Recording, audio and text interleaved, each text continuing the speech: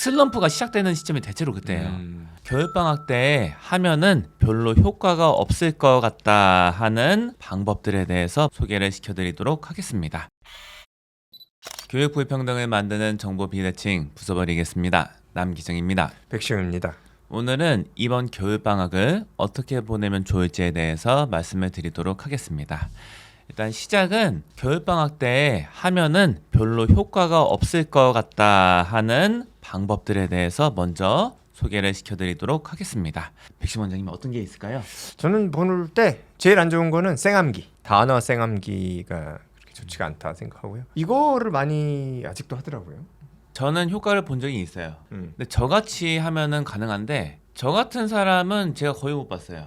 어떻게 하는 거냐면은 내가 쌩암기를 하면은 한 달 있다가 10개 중에 몇 개 기억날까? 하나. 그러면은 나는 10개를 만약에 목표로 한다면은 100개를 해야 되는구나. 한 달 뒤에 10개를 남기려면은 100개를 해야 되네. 그렇죠. 적어도 한 100개는 남아야 될 것 같아. 그러면은 얼마지? 어떻게 해야 될까? 1000개? 1000개를 해야 되는구나. 1000개. 그것도 반복을 해서. 저 같은 경우에는 적어도 한 6번 정도는 해야지 기억이 좀 남더라고요. 그래도 많이 안 남아요. 저는 생각하는 게 이 정도 하면은 어떻게 도움이 되냐면은 단어의 정확한 의미는 알 수가 없어요. 왜냐? 똑같은 단어라고 하더라도 유스지가 달라요. 왜냐면은 뭐 예를 들어서 말하다라는 단어가 있을 때 네. 말하다는 뭐 영어로는 뭐 say나 talk나 speak나 tell도 되고 네. 근데 그거를 서로 바꿔서 단어를 쓰게 되면은 네. 예를 들어서 say를 써야 될 상황에 tell을 쓴다. 다 안 맞잖아요. 네, 이상하죠. 이상하잖아요. 못 알아듣죠. 예. 뭐라면. 의미도 조금씩 다르잖아요. 사실은 한국어로 번역될 때 말하다라고 하지만 의미가 조금씩 달라요. 섬세하게 표현하면은. 그렇죠. 그러니까 이제 이거를 인지했어요. 쓸 수는 없겠다. 그거까지 이제 정확하게 구사 못 하겠다. 이런 건 말하기 쓰기 할 때는 큰 도움이 안 되겠다. 하지만 읽었을 때 대략 정도 의미를 파악하는 데는 도움 되겠다. 요 정도는 할 수 있었는데 네. 근데 여기서도 또 맹점이 뭐냐면 이 엄청나게 노력과 시간과 그리고 스트레스가 여기서 발생이 될 거라고 봐요. 저는 사실은 통계적으로 봤을 때 좀 이상한 사람이에요. 제 성향이 좀 참는 걸 잘하거든요. 예를 들어 다이어트 같은 거. 제가 이제 콜레스테롤 수치가 높아갖고 병원에서 진단받았는데 약 먹어야 된대요. 아마 기억하실 거예요. 예. 한번 몇 년 전, 예. 1년 전인가 2년 전만 예, 해도 예. 좀 모습이 네. 제가 이제 저기 막 맨날 잠도 많이 못 자고 네. 그 인스턴트만 먹고 이랬거든요. 밥도 따로 안 챙겨 먹고 항상 빵 이렇게 먹고 일할 때 중간에 거의 안 먹다시피 그렇죠. 하고 아침이랑 저녁에 폭식을 하니까 몸이 많이 상하더라고요. 병원에서 다음번에 왔을 때 이제 다시 한번 마지막 검사를 하고 네. 그게 이제 조절이 안 되면 약을 먹자. 병원에서 시키는 대로 했어요. 네. 콜레스테롤 낮은 음식만 먹어라. 자기 전에 3시간, 4시간 전에는 뭐 먹지 말라. 네. 그럼 된대요. 그렇게 하니까 네. 한 15kg가 2달 만에 빠지더라고요. 네, 맞아요. 한 2개월 만에 쫙 네, 빠져. 네. 그래서 우리 그 시청자분들 중에 네네. 남 원장님 어디 아프시냐? 그렇죠. 네. 왜 이렇게 헬스케지셨냐? 네. 그런 얘기가 있었죠. 그래서 성향이 일반적이지 않아요. 그 정도면은 이렇게 할 수가 있는데 네. 수업한 초기에 지금으로부터 한 10몇 년 전인데요. 그렇죠. 과외할 때도 포함하니까 20년 정도 됐구나. 그렇죠. 이거를 다른 친구들이 네. 마음 먹으면 할 수 있다고 생각했어요. 시도를 해봤는데 몇 년을 해봤는데 잘 안 되더라고요. 네. 그래서 이제 생각했어요.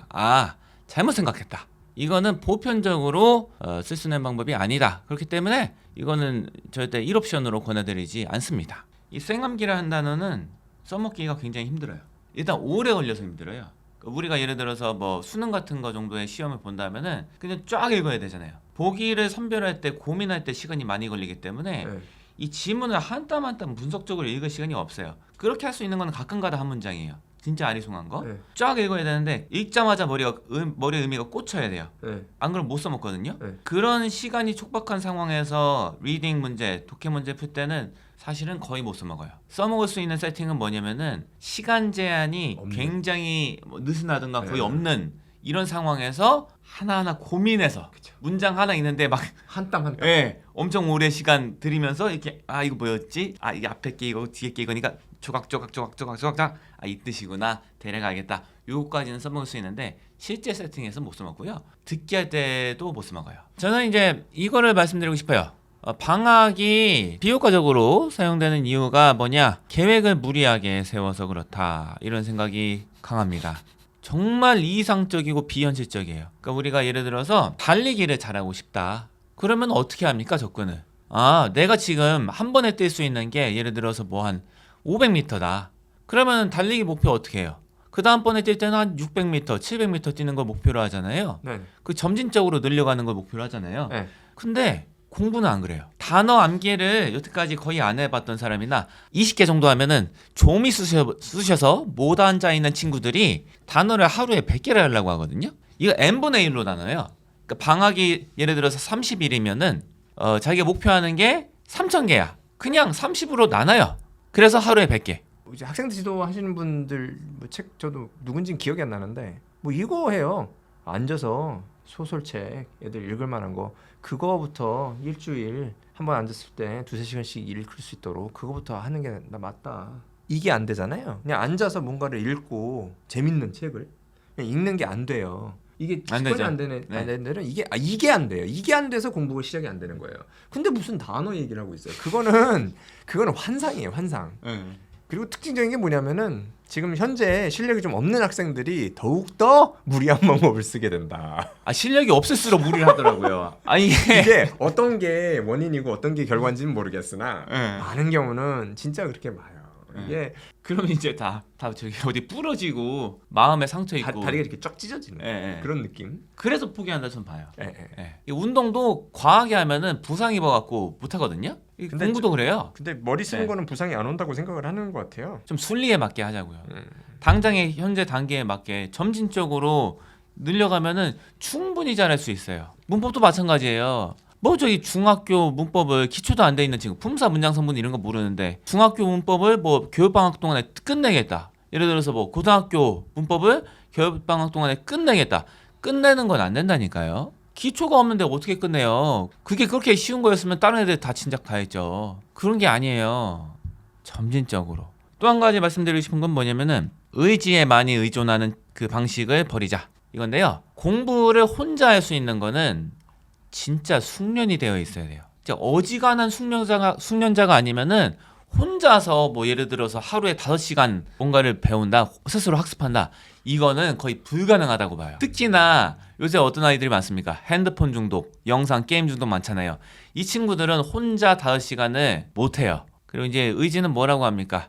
소모품. 발휘할 수 있는 양이 한 번에 발휘할 수 있는 양이 좀 한정되어 있기 때문에 자기 혼자서 갑자기 무슨 철 같은 의지를 발휘해갖고 공부를 막 이렇게 꾸준히 하던 사람도 아닌데 철 같은 의지를 발휘해갖고 뭐 하루에 막 공부 계획을 8시간을 세우는 거예요. 이게 혼자 하는 게 안 된다니까요. 무조건 도움을 받아야 돼요. 숙련이 안 된 친구들은. 근데 계획이 왜 이러냐고 저는 답답한 게 계획이 이건 뭐 공부를 그냥 박사 과정 마친 사람이 간신히 소화할 수 있는 정도로 계획을 세우더라고요. 학원을 가든 간에 아니면 집에서 뭐 선생님들 아니 이제 집에서 부모님의 관리를 받는다든지 이런 방법을 써야지 혼자서 공부 숙련도 안 되는데 뭐 5시간 이상 계획하고 이거는 확률이 너무 떨어진다. 근데 다 그러고 있더라고요. 계획을 그렇게 다 그러고 짜고 있더라고요. 의지에 관한 연구를 좀 보면은 의지도 이렇게 몸이나 마음처럼 많이 의지를 만들려고 노력하면 의지가 늘어납니다. 그것도 의지도 키워야 되는 겁니다. 그래서 이제 뭐 아주 비판은 신랄하게 했는데요. 근데 그거 어쩌라는 거냐? 이게 의미는 될 수가 있는데 자기가 재밌게 할 수 있는 공부의 비중을 반 이상 가져가는 게 일반적으로 안전하다. 참으면서 해야 되는 공부는 반 이상이 넘어가면은 좀 힘들다고 보는 입장이에요. 굳이 학과목이 아니더라도 세상에 대한 그 지식 같은 거, 호기심 같은 거가 있거든요. 그거에 대해서 탐구하는 시간을 반 이상 가져가면은 좋겠다. 입시에 직결되는 것만 하려고 마음 먹잖아요. 안 된다니까요. 이제 공부에 숙련된 친구들도 입시에 직결되는 것만 하려고 하면은 그때부터 괴로워지더라고요. 슬럼프가 시작되는 시점이 대체로 그때예요. 그래서 자기가 그냥 관심 있는 거 배우는 거를 학과목이랑 그 관련 짓지 말고 입시에 뭐 직결짓지 말고 그거는 고수들도 잘 못해요. 그러니까 반 이상은 그냥 궁금한 거 배우는 시간으로 놓으면 돼요. 그렇게 하고 반 이하를 좀 하기 힘든 거 그런 걸로 놓으면 좋겠다. 저희 학원에 대해서 궁금해하시는 분들이 꽤 많더라고요. 저희가 뭐 커리큘럼 같은 거를 구체적으로 설명을 잘 안 할 때가 많으니까 오늘은 좀 설명을 하려고 해요. 일단 구체적인 거 말씀드리기 전에 크게 생각하는 건 뭐냐? 과학이라고 보시면 됩니다. 인지발달과학, 그리고 학습과학, 그리고 심리학 이런 거에서 근거해서 커리큘럼을 짰어요. 반이 좀 다양하게 있어요. 네. 있는데 어떤 반이든 간에 근간을 이루는 거는 책에 있고 원서 읽는 거죠. 그리고 글 쓰는 게 근간을 이루고 있다. 일단 정규반을 소개시켜 드리겠습니다. 네. 정규반은 정원이 8명이에요. 이거가 과학이에요. 뭐 연구를 안 봐도 아마 아실 거예요. 선생님 한 명이 기울일 수 있는 그 집중력, 아이 한 명 한 명에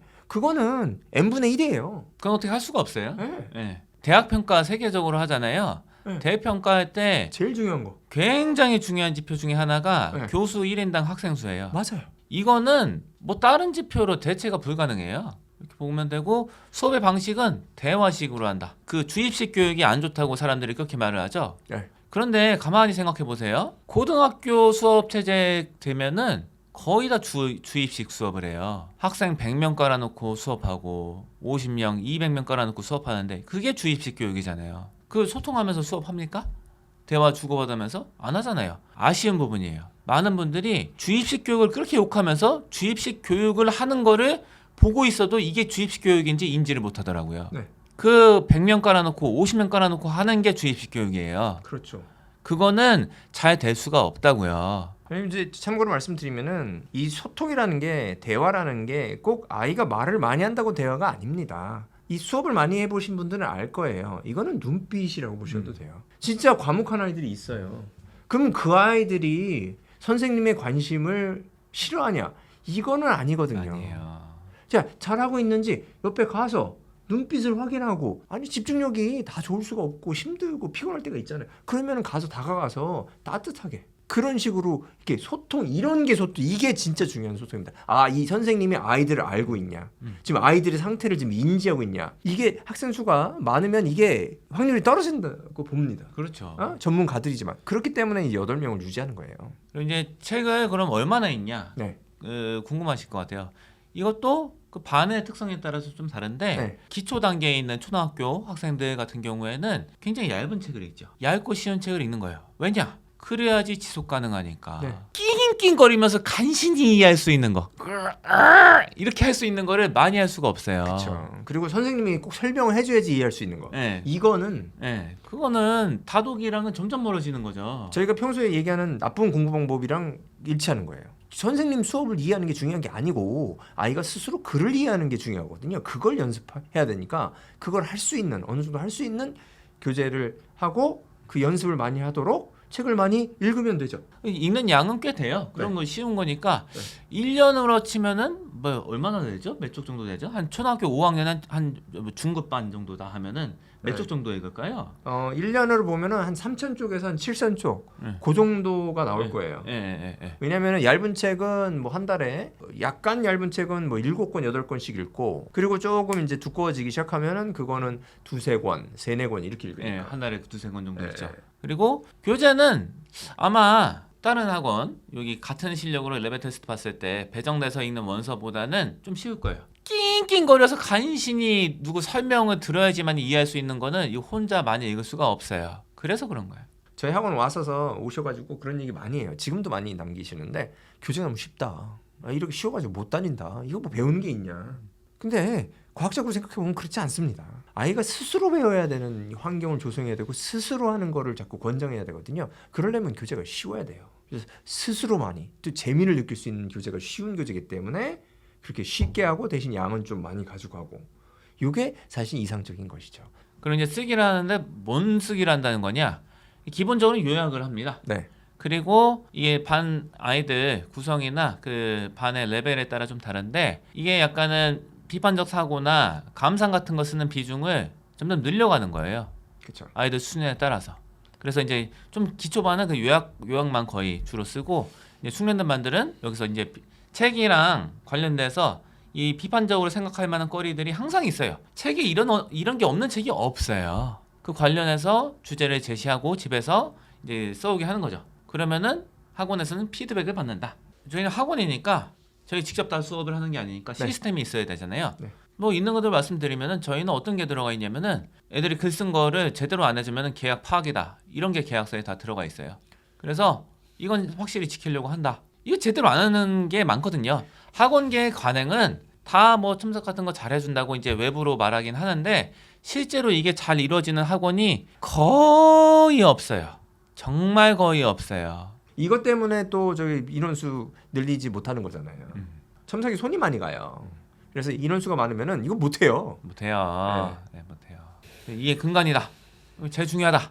이렇게 말씀을 드리고요. 그 다음에 정규반 같은 경우에는 리딩서 푸는 게 있는데 양이 많지 않아요. 이거는 약간 곁들이는 정도다. 이렇게 보시면 됩니다. 한 올 때마다 주 2회 반이 표준적이거든요. 정규반은 주 2회에 뭐 한 2시간 10분씩 이렇게 주로 많이 하는데 뭐 이제 그 반마다 좀 달라요. 그것도. 근데 보면은 한 번 올 때마다 한 지문 정도 많이 한다. 문법은 한 6개월에 한 권 정도 나가요, 보통. 시중 교재로. 네네. 그리고 이거랑 병행해서 우리가 품사랑 문장 성분 이거 강조하잖아요. 네네. 이건 시중에 교재가 없어요.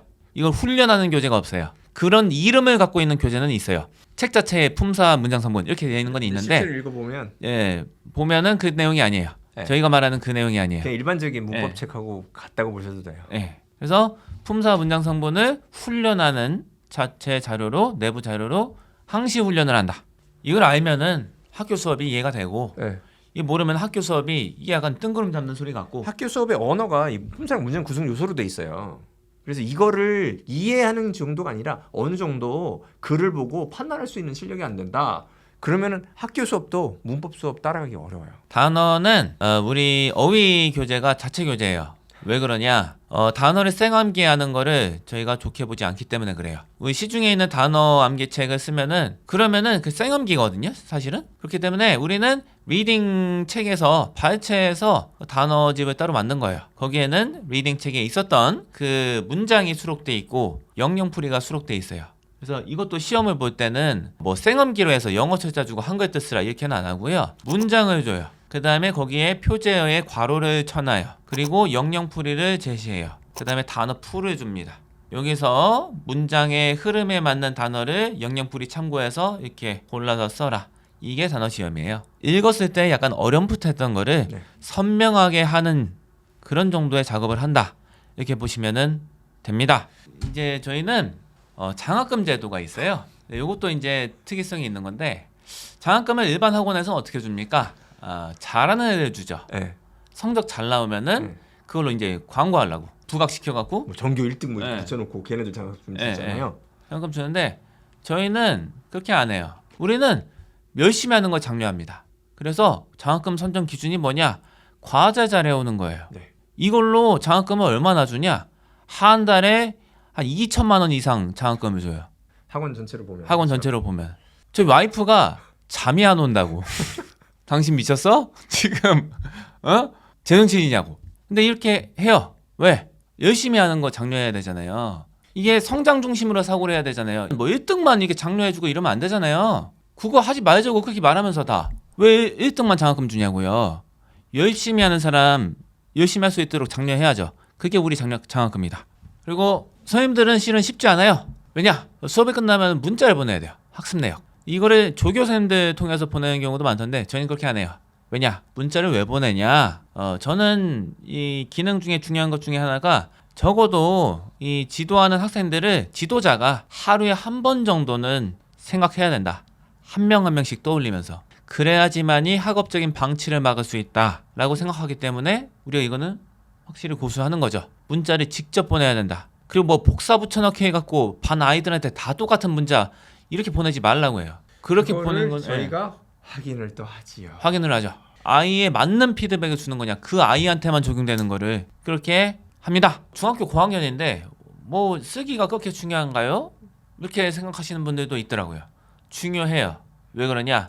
고등학교 때 일반고를 간다고 하더라도 요약 쓰기가 서술형에서 결정적인 그 차이를 불러일으키거든요. 네. 그것 때문에 변별력이 있는 거예요. 상위권이. 고난이도 문제가 네. 그렇게 나와요. 네. 근데 요약 쓰기가 그렇게 중요한데 일반적인 고등학원에서는 쓰기를 안 해요. 요약 쓰기를 객관식으로 연습하든가 문제집으로 연습하는데 그거는 제한적이다. 진짜 써보고 첨삭받는 거랑은 하늘과 땅 차이입니다. 요약 쓰기 잘하려면 어떻게 해야 돼요? 요약을 써야 된다고요. 네. 그 수업은 뭐 한국어로 진행되냐 영어로 진행되냐 이렇게 궁금하실 수 있는데 둘 다 있어요. 한국어로 진행되는 반도 있고 영어로 진행되는 반도 있습니다. 그래서 선택하실 수가 있습니다. 정규반도 뭐 주 1회 반도 있어요. 그래서 뭐 레벨도 궁금하실 것 같은데 정규반의 레벨은 4개가 있습니다. U, S, T, K. K반은 코칭 중심의 반이에요. 학습 공백이 있는 친구들이 이제 약간은 개별 관리 비슷하게 코칭 같은 거 많이 받으면서 배울 수 있는 반이 K반이다. 이렇게 말씀을 드립니다. 이제 소개해드릴 반은 IB 라이팅 반입니다. 그 IB 라이팅 반은 이 글을 통해서 선생님과 그 아이들 또는 아이들과 아이들이 소통을 하는 것을 배운다. 이렇게 보시면 되고요. 그 소통하는 내용은 사고입니다. 그래서 아이들 스스로 어떤 주제라든가 아니면 자기 자신에 대한 생각을 만들고 그것을 통해서 글을 쓰고 그걸 가지고 그 수업 구성원들 사이에서 소통을 한다. 글을 읽고 글을 쓰고 그것을 이해하고 자기의 생각을 펼치는 그런 과정을 시뮬레이트 한다. 즉 연습한다. 이렇게 보시면 됩니다. 그래서 학생 수는 정규반보다 좀 적은 편이고요. 한 반 정도 정원이 되고 수업은 요일마다 다 있는데 좀 학생 그 정원이 적다 보니까 좀 빈자리는 별로 없어요. 이렇게 보시면 됩니다. 다음으로 소개드릴 반은 남스 클래스입니다. 기본적으로는 아이들 뭐 전사고나 특목고 목표로 하는 친구들 공부할 수 있도록 한 반이에요. 그런데 기본은 책 읽고 글쓰기를 중심으로 두고요. 여기에다가 저는 좀 토론 같은 걸 중요시합니다. 뭐 책 읽고 제가 뭐 설명 다 해줄 수는 있는데 그러면은 인터넷 강의 들으면 될 것 같아서 그렇게는 안 하고요. 토론을 합니다. 글쓰기는 뭘 쓰냐? 주로 번갈아서 하는데요. 한 번은 에세이를 씁니다. 대체로 책이랑 연관해서 좀 이제 자기 생각을 곁들여서 쓸 수 있는 주제로 써요. 문제는 푸냐? 조금 풀어요. 그런데 많이는 안 푼다. 어떤 문제를 푸냐? 그거는 이제 반마다 좀 다릅니다. 그리고 품사 문장 성분을 합니다. 하지만 근간은 뭐냐? 책 읽고 관련돼서 이야기 나누고 글쓰기가 근간이다. 문제풀이가 있는데 그거는 거의 질문만 받아요. 그리고 제대로 했는지 확인 정도 하고 수업은 영어로 합니다. 정원은 한 4-5명 놓고 하고요. 네. 오늘은 교육방학 때 어떻게 시간을 보내면 좋냐와 저희 학원의 커리큘럼에 대해서 말씀을 드려봤습니다. 이 정도로 할까요? 네. 감사합니다.